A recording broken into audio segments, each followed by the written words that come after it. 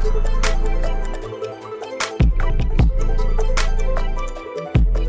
welcome. This is our hopefully new platform. We try out new things all the time in conversation with myself, Mushfiqoh Samodien, and Aspire Solutions. I think what's important this time around is, the statement on trying out new things. What we've decided to do this time around is have a conversation about life within technology, how it impacts you, what you'd like to impart onto others. And to do that, I actually chose Verushka Verushka Du Plessis now, who's been at Aspire for 15 years. So Verushka, welcome. Thank you very much. So she answers you all prim and proper, but 15 years has not been all prim and proper, has it, Verushka? No. Definitely not. There have been some ups and downs, but I wouldn't have stayed 15 years if there wasn't, something good in the foundation of Aspire. So you stuck with me for another 15, I'm afraid. Verushka, I think what's important is you comfortably say 15 years, right? Give us a bit of your journey within the 15 years of Aspire. I have to go back into the archives. But, I think when I came to Aspire as a fresh-faced 20, should I say that? I'm going to give my age away, but, 20-something girl, I was very naive, and I actually started as a receptionist, believe it or not. And I always had this love for geography and not tech really, because I think you will relate. When we were in school, girls were taught home economics is the way to go. Yeah. So I started as a receptionist, and I did that for a year or two until I started to delve into my love of geography, started taking on small pieces of work. And from there, it actually just grew into getting bigger projects, bigger work, managing my own little work packets that I was given. And from there, it's been continuously growing, evolving. And, like the company has evolved, I think I've just grown with it. I'm part of the archives now. So I think what's important to note is the fact that you mentioned your work packets. The only role that you actually refer to is being the receptionist. So if your title now, if you were to people were to ask you, what is it that you do at Aspire? What do you say? Oh, I'm a senior GIS technician, but not actually. No, I think it's important to note that at Aspire, we don't do titles and roles per se. We all have a huge variety of parts of the company, the moving cogs that we are all involved in. And I think it's all really critical parts of the company. I deal with the UI, I deal with quality management, testing. And the funny thing is the geographical side has actually scaled down so much as we moved more into tech, but that's how the world is evolving. We're not building maps anymore on paper.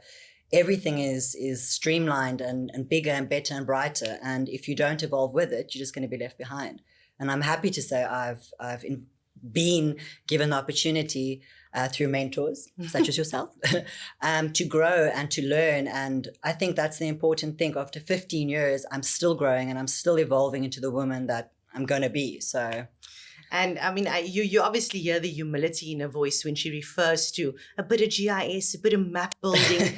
Honestly, Verushka, map building would be what? Are you taking pen and paper? What is it that you're actually doing? So give me a scenario that can relate back to, so say there is currently a young woman who's listening to this conversation and geography is her strong point, because that's what you refer to. Definitely. Right? What does GIS entail? What is map building? Well, GIS has got many facets, especially in today's times. But I think, before when people went to cartography, you did draw it, you did physically draw it. These days, it's taking data, manipulating that data, it's cleaning that data holistically, putting it together.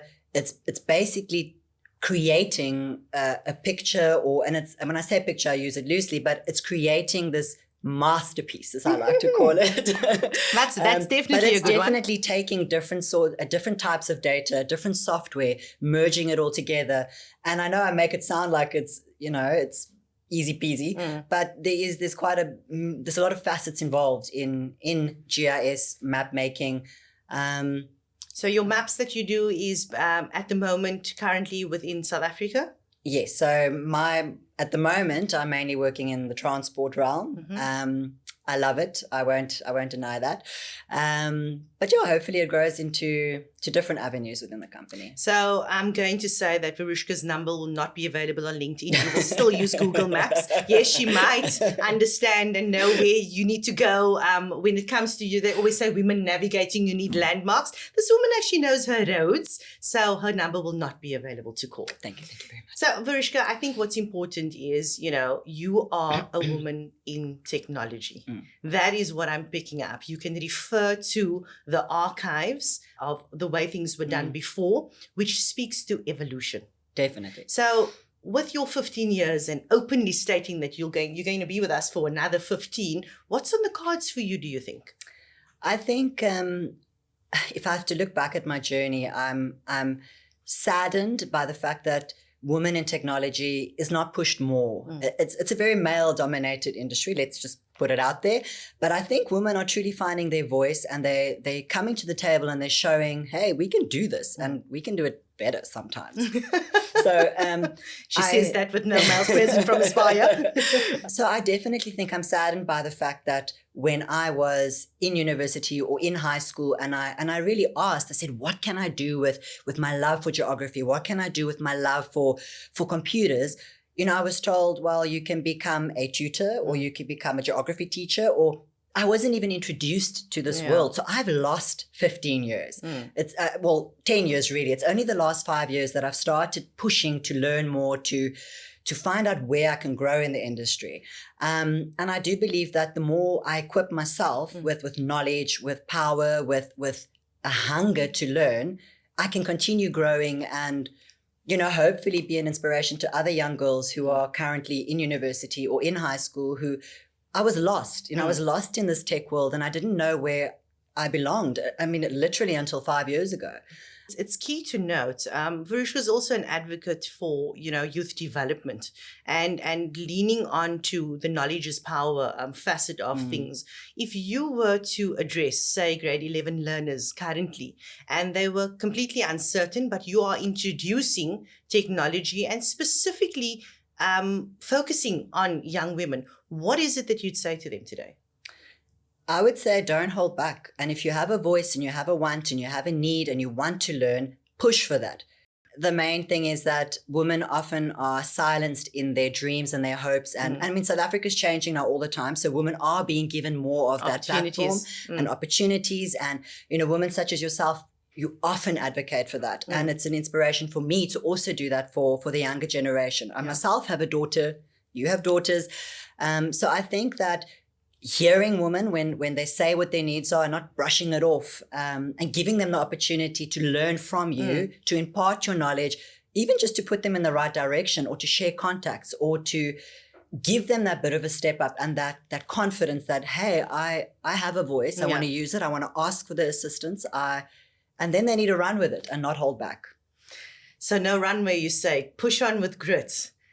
Keeping with the tone of evolution with as you described your day and geography and the insights that you got into technology now and being more specific to geospatial, where do you see things going within the technology realm? I think technology is going to blow out of the water forever going forward. I mean, if I look at during COVID, I hate to go back to COVID, but let's be realistic. It's the wobble. I think people have had to adjust and people have had to grow and you've had to think outside of the box.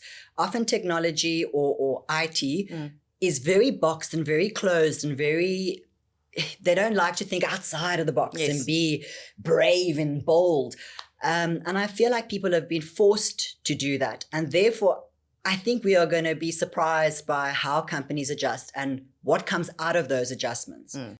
Okay, so Verushka, I'm not too sure if you've noticed this, but I really have. In this last 3 to 4 days, and I actually think it's something that's been coming up to the fore with regards to search engines.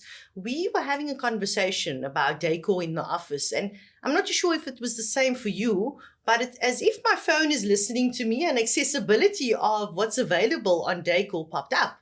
So I say this, and I say this loosely, based on the fact that what we are trying to achieve, and this is where I need you to back me up and just give me your bit of input, is the accessibility of even Aspire Solutions, what we are trying to put ahead with our academy, our Grow Your Own philosophy, is allowing that technology and the way we do things is accessible to the youth. You've seen how we operate. How would you say within your space that accessibility has changed within the last, I'd say even 2-3 years? Well, I think there's a big difference between accessibility and quality. You know, things might be readily available, but it's the quality of what you are after, or what the outcomes. You know, do you want quality outcomes or do you want availability? So I think, especially within technology, the type of outputs you're looking for are important. And with Aspire and the Academy, I must admit, the programs that we are doing and the way that the students are being nurtured and grown and cultivated, I make them sound like plants, not that that's the case, but I feel that within this realm, you know, we are imparting on them knowledge that is really quality knowledge. It's not something that you're finding on the internet and then passing along, or a quick study, or it's knowledge that has been around for 15, 18 years, as long as the company's been around.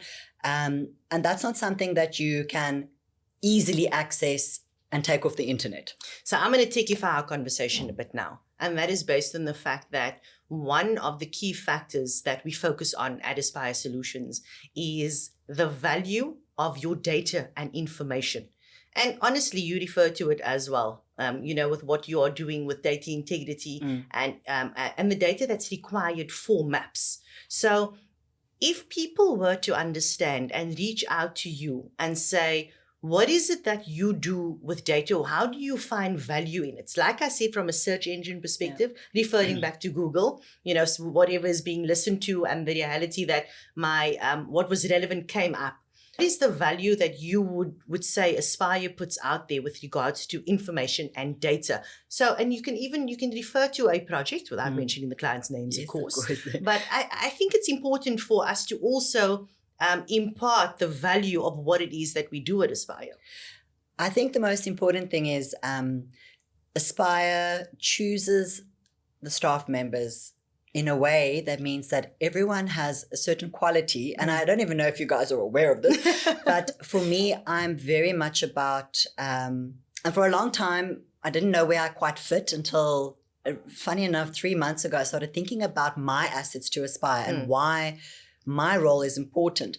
And I came to a conclusion that quality management is very important to me. And I think it's one of the things that you saw before I even saw it. You know, it's my personality. I'm OCD. I want to get things right. And I think with Aspire, the people we choose and the personalities we choose all have a certain role, and we all gel together and we all like mesh together, but we have these strong qualities that is not something we can overlook. Yeah. For me, with quality management being very important, I know that I don't want to put out there what I wouldn't accept myself. Obviously, it also gets looked at bigger than before I deliver, because we're a team. But I think those facets of your personality and the type of work integrity you put out there. So I think the key elements that you've just mentioned being within quality is the fact that we pride ourselves within the qualitative space of providing the right information to clients. And we actually do this with a very internal lens before we actually go out to clients. Definitely. Thank you, Verushka, for your time. You've spent your time in conversation with Aspire Solutions. And I'd really like to encourage whoever has taken a listen, if there is any comments that you have towards what we've discussed, or possibly a topic that you'd like to hear us discuss, please share that with us and we'll gladly entertain it. Thank you. In conversation with Aspire Solutions.